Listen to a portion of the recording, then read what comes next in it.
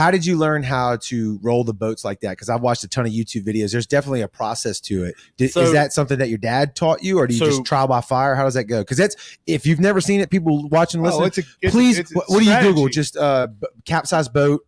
Retrieval.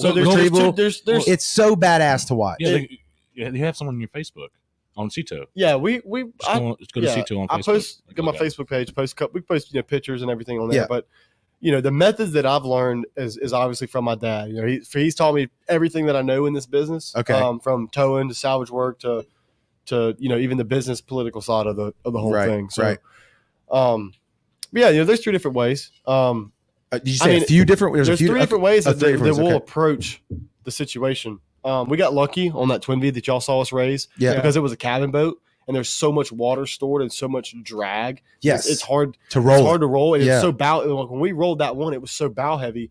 We almost lost it a couple of times. And luckily, we were in a boat just big. We had 500 horsepower and it was all that boat wanted to do. To pull it. To pull it. To keep it. That's a lot of weight, though. Full of water. Oh, absolutely. Full of water. You know what I mean? A cabin full of water weighs. God. Water's what? 8 pounds a 8 pounds a gallon or something like that. Is that right? Well, how much does a pound of water weigh? 7 or 8. Come on. You saw that, Josh? Right around 8.25. But I mean, I don't know. There's a few different ways. And a pound of water weighs a it? pound. Okay, you got it. You got it. Keep going. A gallon of water. No, I was messing with Joey.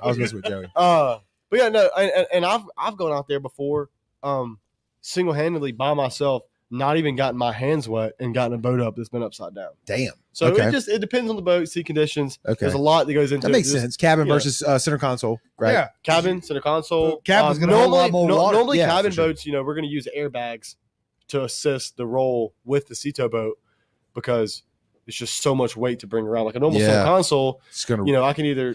And those are the ones that I've watched. They want to roll over, right? Yeah, they do. They want to when they fill it with water, they want to roll over. And when you get them coming your way, as long as you have momentum, they want to stay upright because that's what the hole is designed to do. Correct.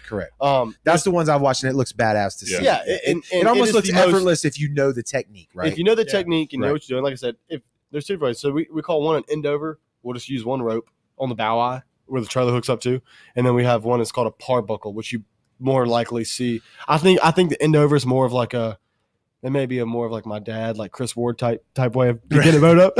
Old school. You don't really see many end overs on YouTube, Facebook, and stuff like that. You see a lot of par buckling. That's when you see 2 ropes, one on the bow eye and then one on the opposing corner you're pulling from, and you leave the bow rope a little shorter. So when it does roll, the bow's kind of pointed in the right direction, and you let the stern rope loose, and then you give it the throttle, and you go, and you just run, and the boat will drain. And 90% of the time, you'll have time to slow down, get next to it, though, pump in it, and keep it